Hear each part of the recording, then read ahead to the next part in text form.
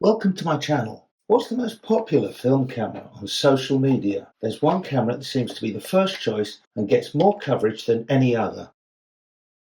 This is the Canon AE1. It's an enthusiast level 35mm SLR, which is possibly the most favoured choice for people buying their first film camera. It has most things you will ever need for your photography, unless you decide to move up to medium or large format. The AE1 is manual focus.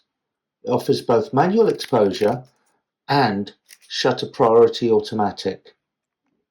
Prices vary widely, anywhere between £100 and £200. There are a lot of these available, as so many were sold back in the 70s. On the top right of the camera is the wind-on lever, which is surrounded by the shutter speed dial.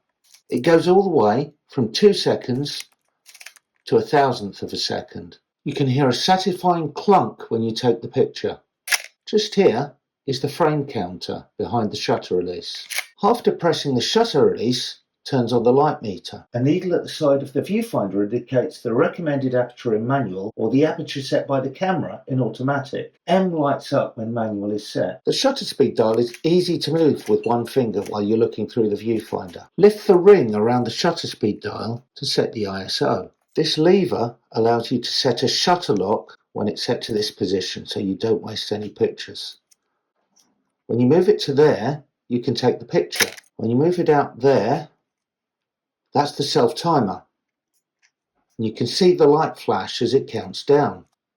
You can cancel the self-timer any time by pressing the battery check button just here. On top of the pentaprism is the hot shoe, which you can see has 2 extra contacts just here. There's no through-the-lens flash metering on the AE1, so all you get from a dedicated flash gun is automatic setting of aperture and shutter speed. The speed lights recommended in the manual are the Canon 133A, 155A, 177A and 199A. The 199A is more advanced, allowing bounce flash and costs a little more. However, there are plenty of flash guns from this era that have more advanced specs, even if they don't set the shutter speed and aperture for you, such as the Vivitar 283. If you use an independent flash gun, you'll have to set the shutter speed to a 60th of a second or slower. As the AE1 doesn't have TTL flash metering, the 283 has the advantage of a remote sensor cable, allowing you to move the flash around and still have automatic exposure. Alternatively, you can use some cheap young-load triggers and get the exposure right using a flash meter. The camera takes a PX28 battery, also called a 4LR44,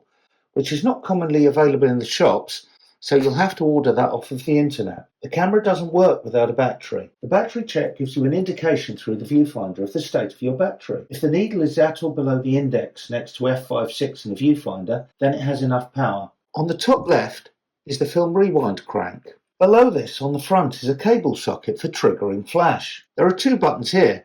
This button keeps the light meter on if you take your finger from the shutter release in order to change the shutter speed. This button increases exposure by 1.5 stops if you've got strong backlighting in your picture. This is the depth of field preview. When you press it in, the lens stops down and you can see how much depth of field you have.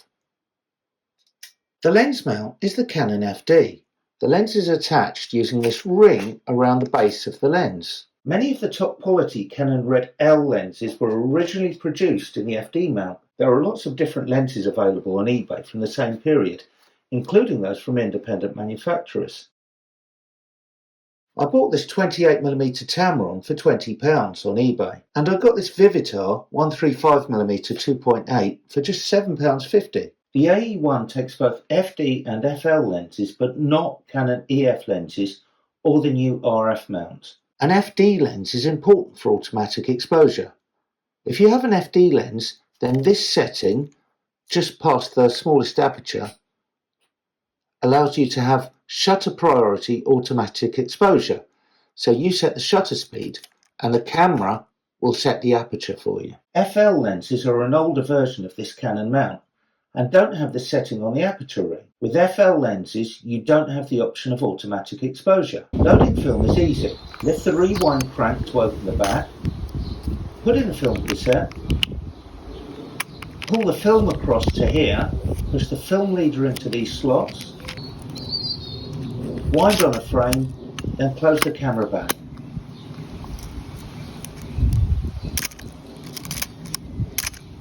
Wind on more frames until the counter is at 1, and then you're ready to take pictures. On the bottom of the camera is the tripod socket.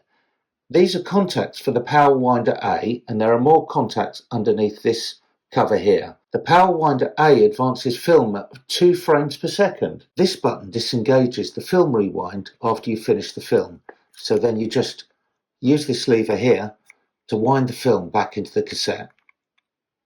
The AE1 is a great camera to use for beginners, as well as more advanced film photographers. It's an easy choice when choosing your first film camera. The controls are well placed, and the design is very ergonomic. It has probably more coverage on Instagram and YouTube than any other film camera. The exposure is as accurate as you might expect from a center-weighted light meter, which was all that was available at the time the AE1 was produced. Shutter priority automatic exposure may not be as intuitive as aperture priority, but it's great when the shutter speed is the most important aspect for your photograph. However, Canon make another camera in the A series that you may want to consider as well. The A1 was released a few years later and has most of the functionality of the AE1. It never received the same marketing as the AE1 in the 1970s and is not reviewed as often on YouTube. I'm going to cover the A1 next, and I'll include a comparison with the AE1 so that you can make the best choice. I'll add a link in this video when I release it. I hope you found this useful. Please remember to like this video and subscribe if you'd like to see more of the same content.